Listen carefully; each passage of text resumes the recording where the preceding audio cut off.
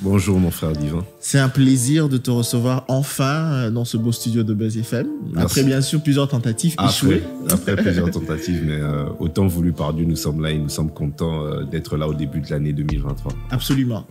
Mine de rien, d'entrée de jeu déjà, pourquoi c'est si difficile de recevoir des hommes qui ont pignon sur rue, on va dire ça, les leaders d'opinion? Pourquoi vous n'êtes pas si accessible, entre guillemets? Nous sommes accessibles. Même si après, bien sûr, il y a eu beaucoup de facilité. Oui, évidemment, bon, déjà, je sais qu'en tant que pasteur, nous sommes obligés d'être accessibles parce que nous gérons tellement des cas.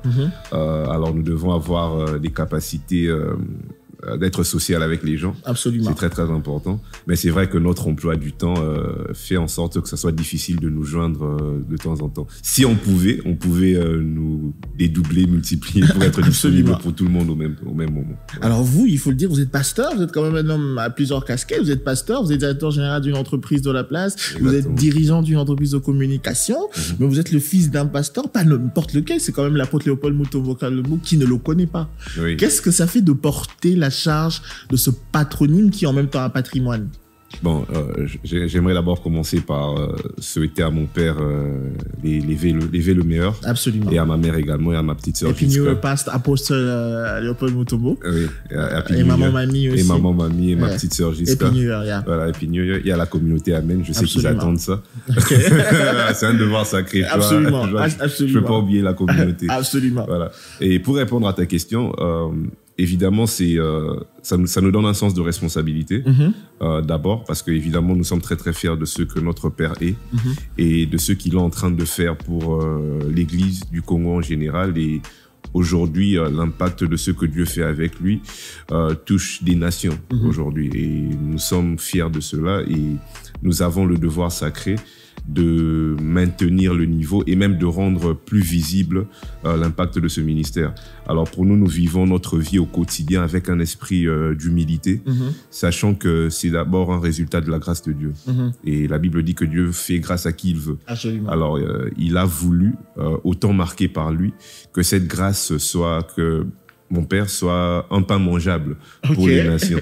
Alors, évidemment, pour nous, et je le dis également pour tous mes frères pasteurs dans la communauté, Amen, nous avons cette responsabilité-là. Nous encourageons régulièrement de faire en sorte que, par nous les fils, que le monde entier voit les œuvres du Père en nous. Oui. Absolument. On va vraiment parler de vous. Mais les premières questions, on va revenir sur l'impact qu'il y a entre le fait d'être fils de l'apôtre Léopold et d'être en même temps pasteur aussi.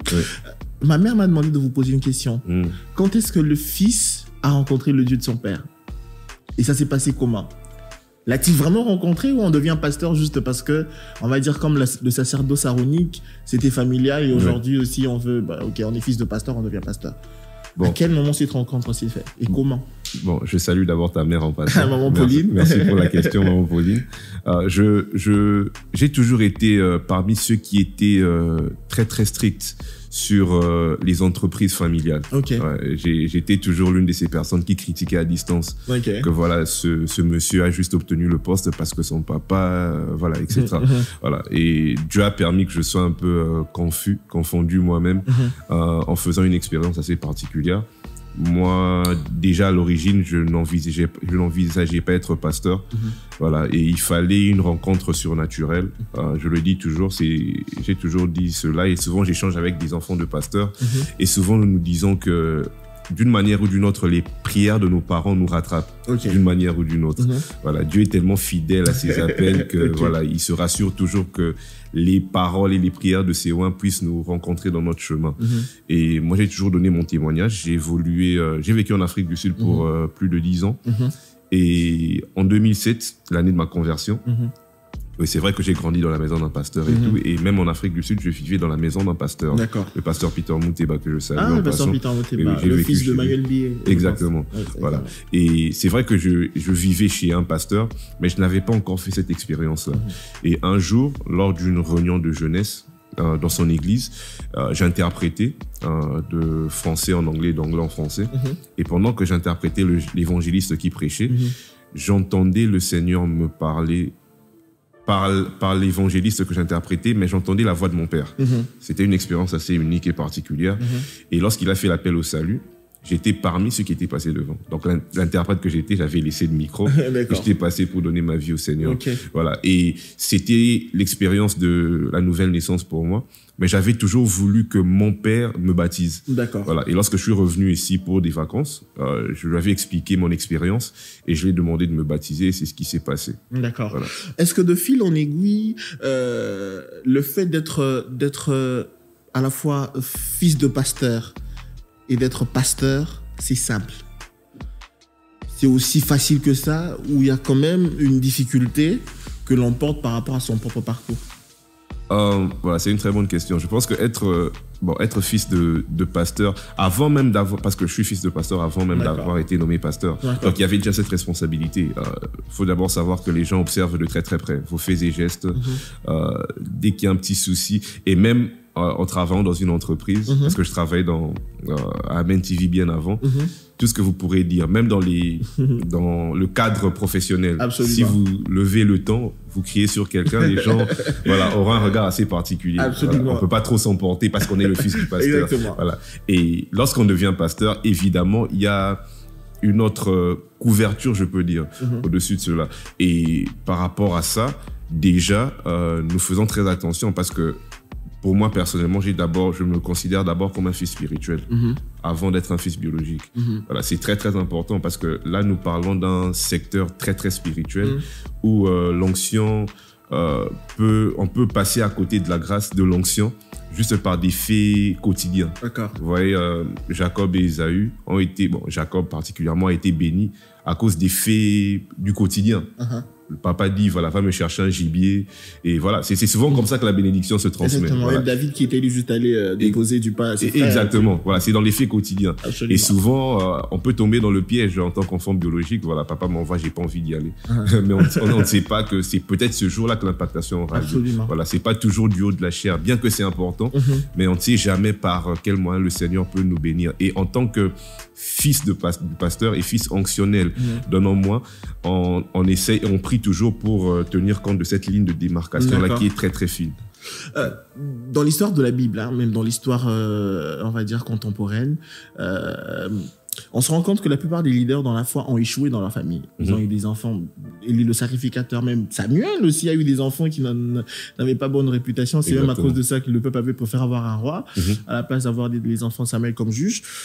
Est-ce que ça vous a rattrapé aussi cette réalité-là en tant que fille de pasteur? Vous avez eu votre moment de déboire, de folie aussi, ou vous êtes plutôt né dans l'eau bénite, dans l'eau de baptême? Bon, personne n'est parfait, ça c'est vrai. On a chacun notre expérience.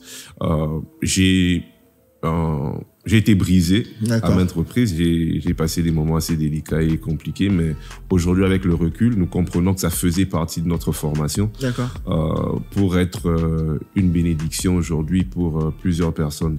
Voilà, donc nul n'est parfait. C'est vrai que nous sommes conscients de ce fait-là. Dans la Bible, comme tu l'as dit, les fils de sacrificateurs sont passés à côté de la gloire à cause de beaucoup de choses. Mais je dois admettre que le Seigneur m'a préservé de beaucoup de choses. Surtout en m'envoyant, en m'éloignant du pays très tôt. Voilà. Bon, c'est vrai que là-bas également, on était exposé à beaucoup de choses. Mais d'une certaine manière, je pense que c'est aussi une question de sémence. Dieu a déjà mis en moi une certaine sémence qui m'avait éloigné de beaucoup de choses. J'étais très focalisé sur mes objectifs à l'époque, qui étaient les études. Et voilà, c'est vrai qu'on a passé des moments difficiles, mais en termes des déboires, des grands scandales, Dieu merci, nous ne sommes pas passés par là. Et bien heureusement.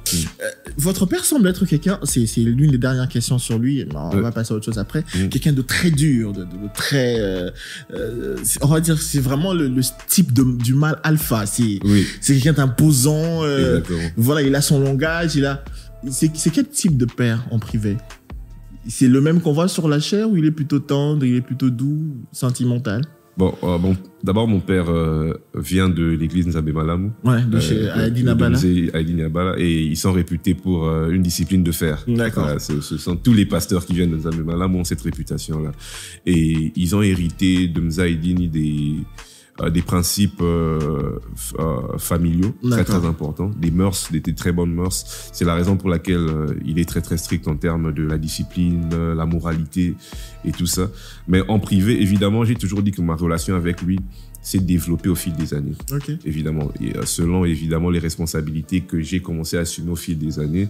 Voilà, il a aussi commencé à montrer un certain type de sévérité envers moi qui était aussi nécessaire en ce moment-là et toujours aujourd'hui, parce que voilà, aujourd'hui il peut m'appeler le matin et la première conversation que j'ai avec lui, c'est d'abord en tant que pasteur. Voilà, il aime toujours donner cet élan-là. Donc tout ce que je te dis doit toujours tourner autour de l'esprit.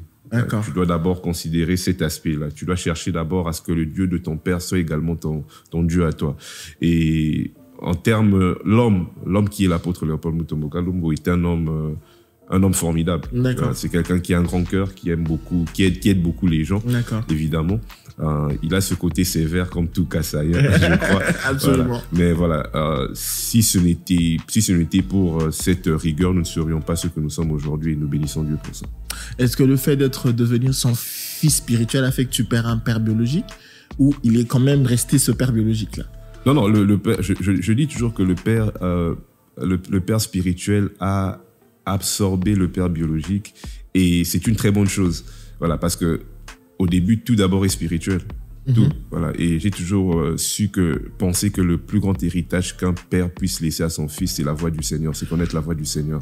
Et ça, c'est au-delà de toute chose, tout aspect matériel, c'est la chose que je chéris le plus autour de lui. Et mon père spirituel et mon père biologique. Voilà. Et si aujourd'hui, on a beaucoup de gens au ministère Amen qui vous diront la même chose, que l'apôtre a remplacé mon père biologique, beaucoup de gens le disent. Voilà. Et nous avons cette grâce-là d'être de cette lignée-là de manière naturelle. L'apôtre, c'est un peu comme un package, c'est tout en un. Voilà, c'est un package, exactement. Y compris mon patron. Donc, il y a beaucoup de choses. Et on espérait peut-être un jour l'avoir par votre canal. Pourquoi pas? On va prendre une autre transition avec Jiska Mutombo, votre sœur d'ailleurs, qui fait la musique gospel. Exactement. Anybody Out There, on va revenir pour justement maintenant être cadré sur vous.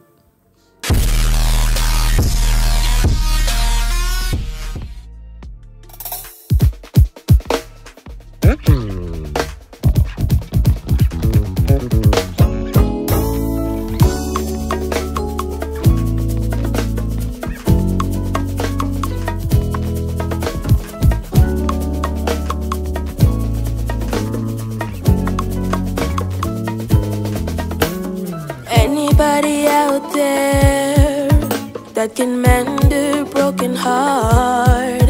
I know I've done a lot of things I'm not proud of, but a second chance is what I want. I know there will come a time when it'll be too late to take back the lost time. But I'm here out on my knees, and Lord, I hope you're listening out tonight.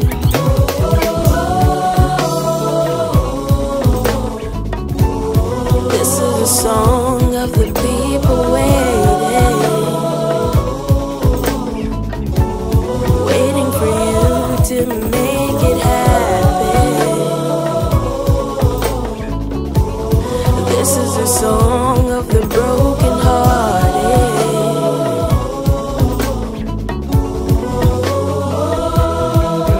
When I look at myself, all I see is flaws.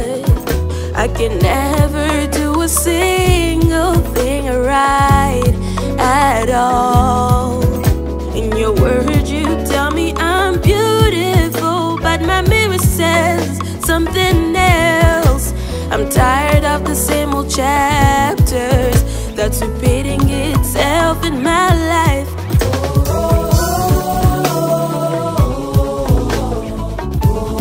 This is a song of the people waiting for you to make it happen. This is a song of the broken hearted.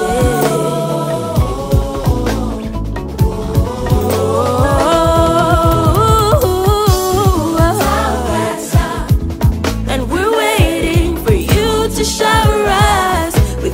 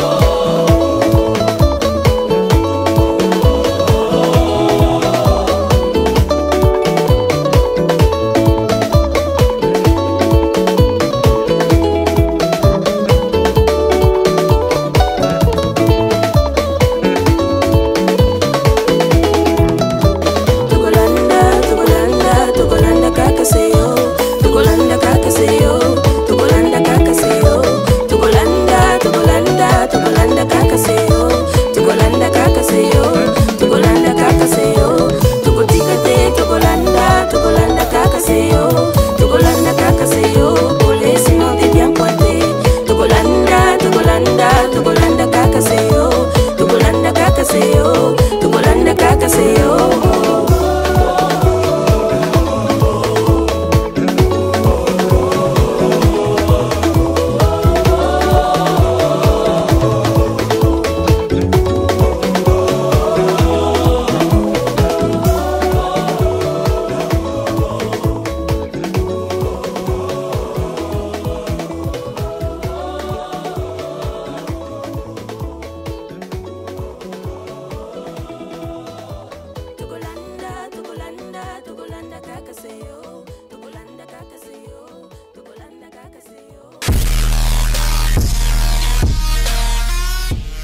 Et les frères et sœurs de la communauté du ministère Amen et bien sûr tous ceux qui suivent la chaîne Amen TV. Un canal spécial au pasteur Didier Maemba dont j'aime beaucoup la pugnacité. On va dire que c'est un peu l'ambassadeur de Amen TV aujourd'hui. Qui ne le connaît pas. Tocha Matambe avec toutes ces expressions là. Pour fermer la boucle. Comment vous avez traversé la période où votre père a été quand même vilipendé par certains pasteurs, à cause de ce qui se passait dans le ministère? Vous, en tant que fils, et même en tant que fils spirituel, vous avez vécu ça comment? Bon, évidemment, ce n'était pas facile, mais bon, papa nous a toujours préparés pour cela depuis que nous étions très très petits. Il faut admettre qu'il y a des choses auxquelles nous assistions déjà depuis que nous étions petits. Voilà, moi par exemple à l'école, en grandissant à l'école primaire, voilà, moi, je le dis toujours, moi et ma sœur souvent on était chassés de l'école parce qu'on pouvait pas payer les frais scolaires, parce que voilà, papa mettait toujours en avant l'œuvre de Dieu, les croisades. Les enfants de pasteurs, comme voilà, Paul choisir de l'école. Exactement. Voilà, on passait des moments difficiles parce qu'on voyait papa à la télévision avec des croisades et tout, mais voilà, nous on était souvent dehors. D'accord. Voilà, et souvent on se moquait de nous, donc on comprenait déjà cela. Donc c'était une sorte de préparation pour nous, parce que plus tard, lorsqu'on a vu le ministère grandir comme il a grandi, et on savait que cette gloire viendrait avec beaucoup de critiques, beaucoup de détracteurs. Voilà, et c'est vrai qu'on a toujours prié, selon l'éducation que nous avons reçue, que le Seigneur, par sa grâce, emmène certains à la vérité. Pourquoi pas plusieurs? Nous savions que ce n'était qu'un processus et qu'il fallait montrer de la maturité, de la patience pour gérer un peu certaines choses. Donc, voilà, pour être indifférent par rapport à certaines attaques. C'est vrai que souvent ça faisait mal, mais voilà, Dieu a permis qu'aujourd'hui certains, beaucoup d'ailleurs, comprendre un peu qu'il y avait toujours la main de Dieu derrière tout ça. Absolument. Oui. Et on va maintenant faire on va dire, on va mettre les pleins pieds sur vous. Si on vous enlevait tout ça, votre père, on vous enlevait votre patronyme, qui serez-vous? Qui êtes-vous, en fait? Qui est Simeon Mutombo? Bon, je pense que tu m'as présenté au début. Bon, voilà, Simeon Mutombo est un chrétien. D'accord. Chrétien, né de nouveau. Un homme avec des ambitions, comme tout homme, qui a utilisé toutes les circonstances autour de sa vie et l'éducation qu'il a reçue, voilà, pour être la meilleure version de lui-même et maximiser le potentiel que Dieu a mis en lui. Voilà, que ce soit en tant que voilà, pasteur, en tant que responsable d'une entreprise et avec toutes les responsabilités que nous avons aujourd'hui. Voilà, j'ai toujours été quelqu'un d'ambitieux, mais beaucoup de gens te diront que je suis quelqu'un de très discret et facile. Absolument, absolument. Voilà, et c'est l'observation d'ailleurs que j'ai faite personnellement. Voilà. Un peu timide, un peu caché, un peu réservé. C'est fait sciemment. Voilà, parce que voilà, si tu regardes même les grands décideurs de ce monde, tu ne les verras jamais. Tu peux t'asseoir à côté de lui, mais tu ne sauras pas qui il est. Absolument. Voilà. Ils le font sciemment pour avoir une bonne idée de la température un peu autour des gens. Et ça te permet également de connaître vraiment les vraies intentions des gens. Je te donnerai un exemple. Il y a quelques mois, j'étais en train de superviser les travaux d'un chantier. Alors, l'un des travailleurs ne savait pas qui j'étais. Alors, il devait remettre un devis. Alors, il était en train un peu de parler, je l'observais là et tout ça, j'étais là assis. Et à la fin, il dit que non, j'attends le pasteur Simeon, c'est à lui que je dois remettre le devis et tout ça. Et c'est à moi qui parlais. Alors je lui disais, non, t'inquiète pas, il viendra bientôt. Voilà, je pense qu'il est juste dans les parages. La grosse blague. Je pense qu'il est dans les parages. Voilà. Et quelques minutes plus tard, quelqu'un lui montre que c'est moi. Et du coup, il était assez, en mode panique. En mode panique. Voilà. Heureusement pour lui qu'il était il était déjà quelqu'un de courtois et tout ça. Voilà. Ça m'a permis de connaître ses vraies intentions. Voilà. Et même l'une des raisons pour lesquelles nous craignons Dieu et nous le respectons, c'est parce qu'il est invisible. Si nous le voyons chaque jour, je pense que l'image qu'on aurait de lui serait totalement différente.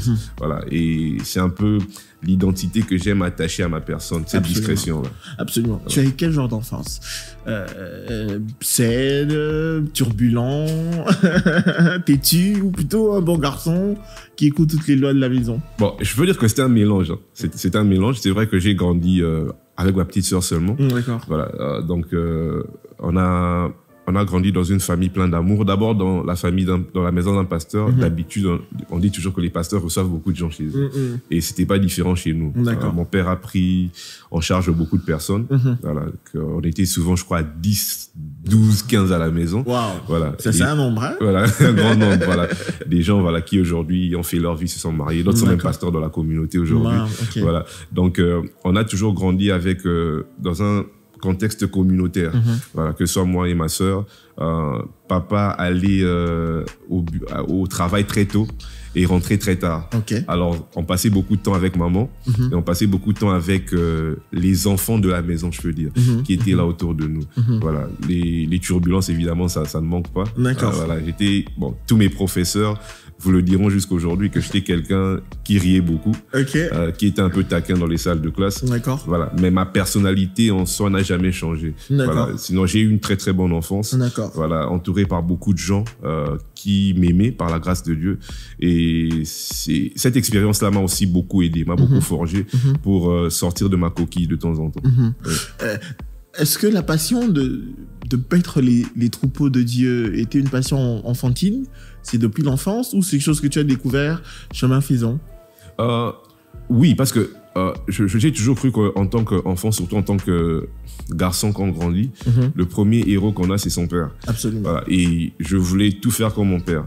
Je voulais être pasteur au début. Après, évidemment, ça a changé, notamment à cause du fait que je voyais beaucoup de gens faire du mal à mon père et le vilipender à distance. Alors je me disais, si c'est ça le ministère, je trouve pas l'importance de m'impliquer dans ce métier-là. Voilà. Et voilà, déjà, mais bien avant, Dieu avait toujours mis quelque chose de pareil en nous. En fait, la prise en charge, prendre en charge les gens, aider les gens. Je pense que ce sont des caractères qui vont avec le métier de pasteur. Donc, je pense que d'une manière ou d'une autre, on était déjà en train d'être préparé par rapport à cela. Mais est-ce qu'en parallèle, il y avait des choses qui te passionnaient personnellement, qui n'entraient pas dans le cadre du sacerdoce, le foot, la musique peut-être, ou jeux visuels, comme un secteur dans lequel tu évolues aussi aujourd'hui? Le football, oui. D'accord. Le football, oui. Ouais, bon, je pense que tout homme congolais le dira, que je suis un grand footballeur et tout ça. Voilà. Et moi, je suis pas différent. D'accord. Donc, voilà, j'aimais beaucoup le football. Je pensais faire une carrière dans le football. D'accord. Quand je suis allé vivre en Afrique du Sud, ma passion a changé, a basculé vers le basket. Voilà. Et j'envisageais même faire une carrière d'entraîneur dans le basket. Voilà. Dans le basket, quand vous avez le nom Mutombo, voilà, on pense que vous êtes affilié à Dikembe. Exactement. Alors, j'ai profité pleinement derrière tout ça. Voilà. Et bon, évidemment, l'audiovisuel, parce que déjà, je présentais des émissions à la télévision. Voilà, quand j'avais 8 ans. Déjà. Des émissions pour enfants. Des émissions pour enfants, pendant les vacances avec des amis. Donc, on le faisait déjà. Et je me souviens que la première fois que j'ai enregistré un élément, c'était pour le 8e anniversaire de ma sœur. J'ai toujours la cassette à la maison. Et même lorsque je regarde, je dis, waouh, c'est assez intéressant. J'avais déjà un certain sens de réalisation, de mise en scène. Voilà, donc j'avais déjà ces passions-là, principalement le sport et évidemment l'audiovisuel. Le choix d'aller vivre en Afrique du Sud, c'est un choix que tu as fait personnellement ou c'était, on va dire, par circonstance, si conjoncturelle? Je dois dire que c'était un piège. Un piège familial. Voilà, je vais m'expliquer. J'étais allé en vacances, sachant que j'allais revenir. Bon, je savais que je pensais revenir parce que je venais de terminer mes examens, mais je savais qu'il y avait probabilité que je fasse des examens de repêchage. Je savais déjà cela. Donc, je me préparais pour ça. D'ailleurs, je devais rentrer un peu plus tôt. Et lorsque j'arrive en Afrique du Sud, on est dans un restaurant avec mes parents. Et mes parents me posent la question de savoir, voilà, qu'est-ce que tu penses de l'Afrique du Sud? T'aimes l'Afrique du Sud et tout? J'ai dit, ouais, c'est pas mal. J'ai quelques amis ici, c'est bien et tout. Et du coup, ils me posent la question pour savoir, et qu'est-ce que tu penserais de rester ici? Rester à temps plein. Voilà, et du coup, tout a basculé un peu dans ma tête. Voilà, je me disais, en tant qu'adolescent, voilà, je ne connais que le Congo, Kinshasa, mes amis, voilà, mon identité, c'est là. Voilà, et après, mes parents m'ont proposé, voilà, que ça serait bénéfique pour toi, pour la famille à long terme, voilà, de venir vivre ici et voilà, de t'imprégner d'une autre culture, apprendre une nouvelle langue. Voilà, à l'époque, voilà, c'était vers 2004-2005. D'accord. Voilà, et aujourd'hui, c'est là où je dis toujours que voilà, les parents sont des visionnaires, ils vont un peu plus loin. Absolument. Parce que je ne voulais pas au début, j'étais contre l'idée. Mais après, voilà, quand j'ai vu les opportunités que cet environnement-là pouvait m'offrir, voilà, j'ai trouvé que voilà, il était nécessaire de rester vivre là-bas et c'était l'une des meilleures décisions que j'ai prises. En parlant de culture, quel est l'impact, par exemple, qu'a eu sur toi la culture anglo-saxonne? La discipline d'abord, surtout le pragmatisme. Les anglophones sont très pragmatiques. Voilà, on n'aime pas les réunions. Même si on en a, ça prend pas beaucoup de temps. Les longues réunions interminables. Voilà. On aime se mettre au travail. Voilà, c'est cette capacité-là surtout avec les réseaux sociaux aujourd'hui, cette capacité de communiquer rapidement. Avec WhatsApp, on peut faire beaucoup de choses. Voilà, on se fixe le lieu, des objectifs, et on dit qu'on le fera à telle heure et on le fait à telle heure. Voilà, cette discipline-là et le pragmatisme, je pense que ce sont des choses très, très importantes dont j'avais besoin. Et beaucoup de gens qui me côtoient aujourd'hui savent que voilà, ce sont un peu des choses qui me caractérisent aujourd'hui, surtout le pragmatisme, la ponctualité, la discipline. Voilà. Chez nous, par exemple, on dit, même pour les Congolais de la diaspora, on dit que lorsqu'un Congolais donne l'heure d'une fête de mariage à 13h, tu sais que ça commencera à 16h. Absolument. Et voilà, ça nous suit un peu partout. Les étrangers nous connaissent comme ça. Voilà. Mais avec les anglophones, pour la plupart, quand c'est 13h, c'est 13h. C'est 13h. Voilà. Et on dit qu'arriver à 13h, lorsque le rendez-vous c'est à 13h, c'est être en retard. Donc tu dois venir 15 minutes plus tôt. Voilà, c'est souvent comme ça que les choses se passent. Et on a un peu hérité de cette culture-là. Et tu décides de revenir à peu près de 8 ans à Kinshasa, entre autres? Oui. Pourquoi? Je suis revenu à... Bon, c'était toujours l'objectif. C'est vrai que j'ai beaucoup vacillé dans mes décisions, voilà, entre rester travailler là-bas et revenir ici. C'est vrai que j'avais beaucoup d'offres, des offres très très intéressantes. D'ailleurs, j'avais vraiment beaucoup hésité. Voilà. Dans le milieu séculier? Oui, dans le milieu séculier. Voilà. Je devais beaucoup prier pour ça, pour que le Seigneur m'oriente par rapport à la décision. Et je pense que, je dis toujours que tout a toujours été dans le plan de Dieu, parce que j'avais une vision, le Seigneur m'avait montré certaines choses de manière claire, qui m'avait montré que je devais rentrer travailler, vivre d'abord ici et travailler ici. Voilà, sachant également que c'est vrai qu'il y avait beaucoup de gens qui attendaient impatiemment ma décision pour savoir si je reviendrais ici immédiatement. Et voilà, juste après avoir obtenu ma licence, je suis revenu ici. Mais après, on a senti que tu essayais de devenir visible. On va dire que tu essayais de devenir visible ou une certaine visibilité maintenant, après, auprès de ton frère en tant qu'interprète en anglais. Mais aussi sur les médias, tu as commencé à présenter, je crois, un talk show, des émissions. Tu recevais des amis autour d'un verre. Exactement. Bon, c'est quelque chose que j'avais toujours voulu faire. Voilà, parce que j'ai toujours cru qu'une stratégie est très, très importante. Avant de concrétiser quoi que ce soit, la qualité de la stratégie est importante. Donc, il me fallait d'abord m'orienter, me situer ici au Congo par rapport à mon équipe, les membres importants de mon équipe qui m'aideront à créer des concepts assez uniques afin que, voilà, on peut mettre une caméra et passer sur les réseaux sociaux, mais pour moi, la qualité a toujours été importante. Voilà, comment se présenter devant les gens. Et tu vas toujours remarquer que mes productions, mes contenus produits par un certain level, mon agence, voilà, il y a une certaine exigence par rapport à la qualité. Et j'aime toujours que la personne qui nous suit, à la fin, puisse se sentir touché et même impliqué dans la production. Donc, tu n'as pas envie que l'émission s'arrête parce que tu sens que tu apprends tellement beaucoup de choses. Voilà. Et je voulais être visible, mais en même temps, en répondant à un besoin particulier, voilà, par rapport aux besoins qu'il y a dans les cœurs des gens. On a d'ailleurs vu la qualité d'interview que tu as réalisée avec ton père, c'était extraordinaire, avec le patriarche dans la brousse, dans la brousse, dans la transition familiale. Tes ambitions en termes séculiers, c'est lequel? Tu fais ça entre-temps ou il y a vraiment une ambition derrière? Il y a un projet de sortir de Amen TV pour avoir, par exemple, demain, Siméon Télévision, entre autres. Non, bon, je pense que chaque homme créé à l'image et à la ressemblance de Dieu a des ambitions. La Bible dit qu'il y a dans le cœur de l'homme plusieurs projets. C'est les dessins d'Éternel. Voilà. Donc, c'est Dieu lui-même qui crée en nous le vouloir et le faire. Donc, les ambitions, on a toujours. Mais comme je l'ai dit au début, j'ai grandi à l'église, j'ai grandi dans la maison de Dieu et j'ai toujours tout fait pour renforcer le leadership familial et paternel. Que ce soit dans mes projets séculiers, particuliers, tout ça. Donc, tout est dans un certain schéma. Voilà, c'est vrai que les ambitions sont là et nous comptons faire beaucoup de choses par rapport à ce que nous faisons dans la production audiovisuelle et tout. Et tout cela contribuera à la visibilité de ce que nous faisons pour l'œuvre de Dieu parce que la priorité, c'est d'abord là, gagner les âmes en faisant un travail de qualité dans l'audiovisuel, dans la communication visuelle en général. Pasteur, fils de pasteur, c'est un défi. Votre père a fait, je peux te tutoyer, bien sûr, avec beaucoup de respect. L'apôtre Léopold a fait beaucoup de choses. Il a un impact non pas seulement dans la francophonie, aujourd'hui même dans le monde anglophone, il a de l'impact.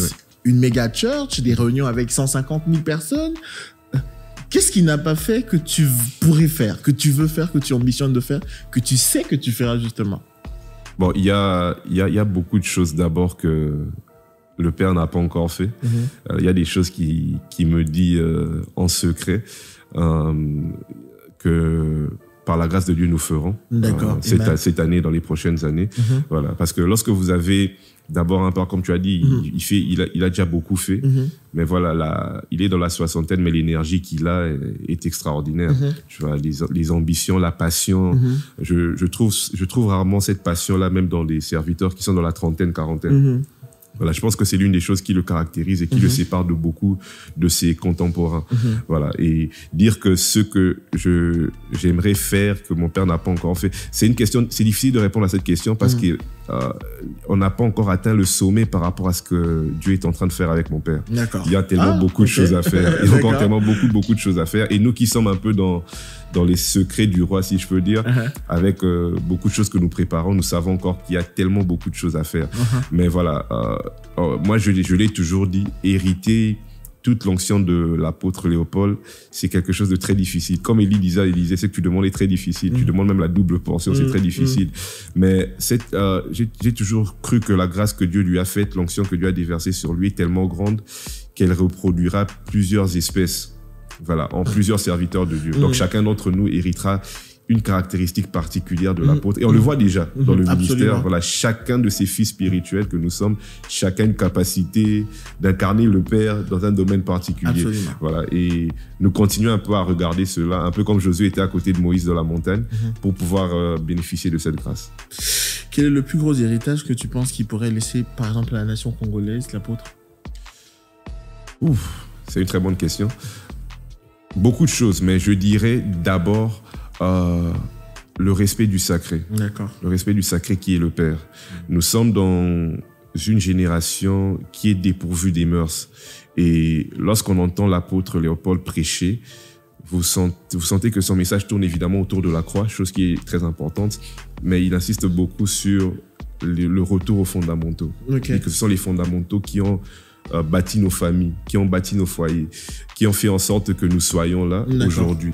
Et aujourd'hui, lorsqu'on voit quelqu'un manquer du respect à une personne qui est même plus âgée que ton père, ce sont des choses qui choquent un peu les gens. Et l'Église a ce rôle-là. C'est vrai que dans les médias, on aime sensationnaliser les choses, mais on oublie qu'il y a des témoignages des familles réconciliées. Voilà, des délinquants qui donnent leur vie au Seigneur et qui sont transformés. Et ce sont ces témoignages-là qui touchent beaucoup mon père. Moi, j'observe beaucoup sa réaction, ses réactions lorsque les gens témoignent.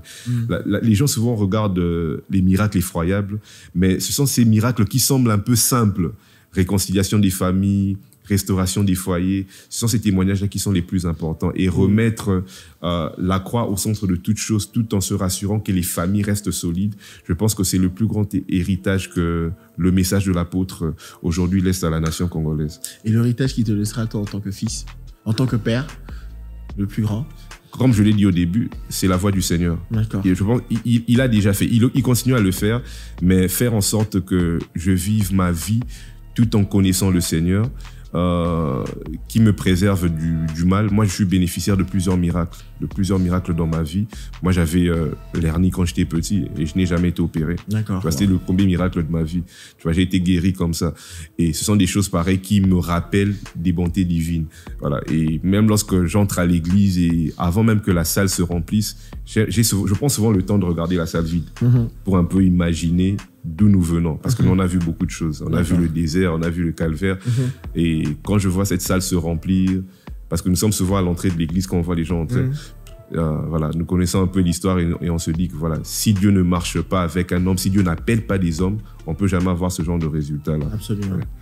Est-ce que pour toi, tu te dis, ministère pastoral, oui, est-ce que l'église sera un héritage pour toi ou tu penses aussi frayer ta voix dans une mission et commencer une œuvre? L'œuvre dans laquelle nous opérons est tellement vaste. Elle est tellement vaste. Donc, penser à une autre œuvre, c'est une idée qui n'existe même pas, tellement qu'il y a beaucoup d'objectifs que nous voulons atteindre. Voilà, d'abord sur le plan local, voilà, et sur le plan international. Il y a tellement beaucoup de choses à faire, voilà, que cette pensée-là n'a jamais traversé l'esprit parce que, comme je l'ai dit au début, tout tourne autour d'abord de renforcer le leadership familial. Imagine-toi qu'au Congo, nous sommes aujourd'hui, à Kinshasa, nous avons combien d'habitants aujourd'hui? 15 millions? Entre 10 et 15 millions d'habitants. Voilà, 15 millions. Aucune église n'a 100 000 membres. Aucune église n'a 100 000 membres. Voilà, il y a plusieurs défis à relever d'abord. Voilà, et ça fait partie des défis que nous avons. Donc, il y a tellement beaucoup de choses à faire par rapport à l'église locale, par rapport à nos assemblées et par rapport aujourd'hui à ceux qu'on appelle aujourd'hui les fils spirituels de l'apôtre, qui ne sont pas du ministère Amen, mais qui sont un peu de par le monde, qu'aujourd'hui nous gérons par la grâce de Dieu. Est-ce que vous êtes aussi en contact, tu es aussi en contact avec les autres fils d'autres pasteurs qui ont fait un nom dans ce pays, les fils par exemple de Coutinho, de l'archevêque Coutinho, du général Sonny Kafuta, du pasteur Espérance, du pasteur... Est-ce que vous vous côtoyez, le pasteur Jean Bosco et autres? Bon, vous avez une forme d'association? Beaucoup de gens me posent cette question-là. Il n'y a pas d'association comme telle, mais évidemment, il y a beaucoup d'admiration, beaucoup d'observation pour ce que nos frères et nos sœurs font pour le Seigneur. Voilà, moi, je le dis toujours, je dis que voilà, si je ne voyais pas mes frères et sœurs faire ce qu'ils faisaient dans le ministère, ça ne m'aurait pas stimulé comme ça le fait aujourd'hui. Voilà, c'est un témoignage. Lorsqu'on voit des fils de pasteurs réussir, non seulement dans le ministère, mais dans la vie en général, ça nous motive et ça nous donne un bon témoignage parce que nous savons que derrière nous également, il y a des gens qui nous regarderont, qui nous observent déjà pour nous utiliser comme modèle. Donc voilà, il y a beaucoup de fils de pasteurs avec qui nous sommes en très bons termes et même avec qui nous ne parlons pas encore. Voilà, nous observons à distance et évidemment, nous prions pour eux pour qu'ils puissent réussir dans ce qu'ils font. Un jour dans la politique? Si on un jour dans la politique active. Dans la politique, dans le ministère d'abord. Dans le ministère d'abord. C'est pas un monde qui t'enchante, hein? Pour l'instant, non. Pour l'instant, non. Bon, je dirais que, voilà, on n'est qu'à deux, moi et ma sœur. Voilà. Ma sœur a un penchant vers ce côté-là, un peu plus que moi. Voilà. En dehors de la musique, elle veut faire la politique? Bon, c'est un peu, voilà, ça fait partie de ce qu'elle fait. Évidemment, je suis conscient de ce qui se passe, mais une carrière politique vient avec beaucoup de défis. Et qui sait, si Dieu le veut, peut-être plus tard, mais actuellement, voilà, nous sommes focalisés sur ce que nous faisons actuellement. Siméon Mutombo célibataire, fiancé, marié, mariage en vue, ou c'est parti quand même pour la gloire? Bon, Siméon Mutombo pour l'instant célibataire. D'accord. Voilà, non engagé ou engagé? Il y a un terme comme ça qui existe dans les églises. Hein. Je suis célibataire mais engagé. Est-ce que non engagé ou pas? La réponse à cette question est très compliquée. La réponse à cette question est très compliquée. On va refuser aussi de fâcher certaines sœurs qui pourraient suivre l'émission. C'était pour rire. Oui, bien sûr, bien sûr.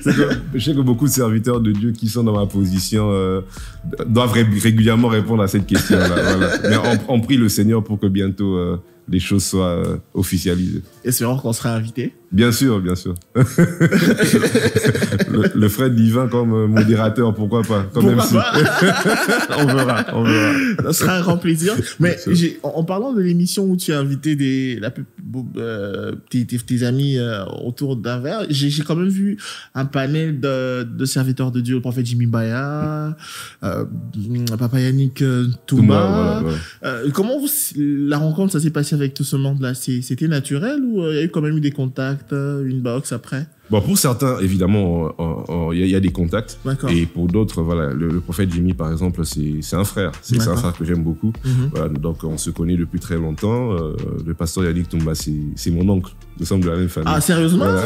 D'accord. Nous sommes de la même famille. L'information du jour, hein. Ça, c'est le scoop. C'est le scoop du jour. Exactement. Voilà, donc, avec tous ces serviteurs, lorsqu'on crée un contenu audiovisuel, évidemment, on tient compte de l'alchimie entre les personnes qui qui sont autour de la table. Voilà, il faut qu'il y ait une alchimie naturelle parce qu'on a toujours voulu créer quelque chose où on se dit toujours que voilà, imaginez-vous qu'il n'y a pas de caméra. Et quelles sont les conversations que nous aurions normalement sans qu'il y ait des caméras. Et il faut qu'il y ait cette alchimie-là entre les gens. Donc voilà, c'est vrai qu'il y a un réseau, un certain groupe de gens sur notre liste de contacts, sur notre carnet d'adresses. Et c'est en fonction de ça que voilà, nous choisissons et nous sélectionnons les gens. Vous avez des pasteurs que vous suivez aussi en dehors de votre père? Oui, beaucoup. Il n'est pas très jaloux par rapport à ça, non? Non, en fait, il m'a toujours encouragé. Hein, comment je peux dire, la curiosité est très, très importante. C'est toujours important de se développer, de se documenter. D'accord. Voilà, et ça, c'est quelque chose que je fais régulièrement. De ne pas être un unijambiste. Exactement. Donc, c'est important de s'éduquer dans tous les domaines. Et dans le ministère, c'est encore plus important. Surtout aujourd'hui, avec les réseaux sociaux, avec l'avènement des réseaux sociaux où tout le monde peut faire du copier-coller un peu partout. C'est important de toujours chercher des sources et des références, des hommes de Dieu qui ont une crédibilité, une longue carrière, des pairs. Et moi, c'est un peu dans cet angle-là que je me focalise. Un dernier mot, pasteur, c'était un plaisir de vous recevoir. L'émission, enfin, la partie interview est en train de tendre vers sa fin. Un dernier mot pour aujourd'hui? Bon, d'abord, je tiens à te remercier d'abord. Merci. Je sais que c'est pas la dernière fois. Absolument. Ouais, et ta persévérance est une école. Ça fait très longtemps que tu essayes de me rejoindre. Voilà, j'ai passé un très très bon moment. Et évidemment, nous sommes au début de l'année, une année avec beaucoup d'enjeux. Et moi, je demanderai seulement aux auditeurs de beaucoup prier pour notre pays et de beaucoup prier également pour nos dirigeants et pour les gardiens spirituels de notre pays. Voilà, c'est vrai qu'aujourd'hui, comme je l'ai dit un peu plus tôt, on perd beaucoup de respect pour le sacré, mais les prières des pères ont un effet particulier et peuvent définir la destinée d'une nation. Alors c'est très très important que nous puissions leur montrer du respect et de la déférence et surtout de les garder dans nos prières afin que nous puissions voir notre pays émerger parce que nous avons une nouvelle génération brillante qui vient derrière. Mais pour que nous puissions réussir, nous avons besoin des pères qui vont nous montrer la voie. Alors nous devons les garder dans nos prières afin que Dieu puisse se manifester dans notre pays et que l'avenir de notre pays ne soit plus, comme on le dit, prometteur, mais que nous puissions concrétiser ces choses. Absolument. C'était le pasteur Siméon Mutombo sur Buzz FM dans Buzz Matter. C'était la rubrique interview et on se relance tout juste après cette transition musicale.